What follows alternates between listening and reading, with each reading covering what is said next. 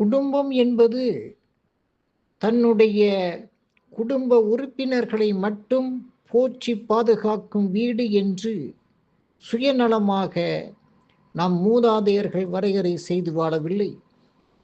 துறவிகளுக்கும் ஏழைகளுக்கும் முதியவர்களுக்கும் முடியாதவர்களுக்கும் நம்மால் முடிந்தவரை உதவியாக இருப்பதே இல்வாழ்வின் இலக்கணம் என்று நெறிப்படுத்திய புண்ணிய பூமி இது. குடும்பத் தலைவன் சேமிக்கும் செல்வத்தை 5 பிரிவுகளாக பிரிக்க வேண்டும்.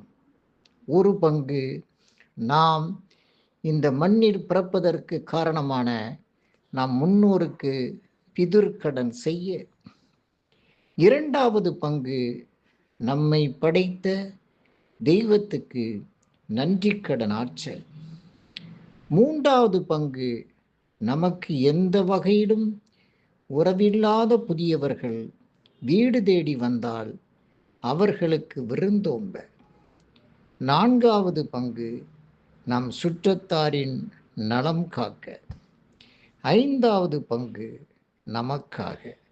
இதுதான் வள்ளுவர் போதிக்கும் வாழ்க்கை அறம். நம்முடைய புராணங்களும் இதிகாசங்களும் காப்பியங்களும் நமக்கு 2 கடமைகளை நினைவூட்டுகின்றன.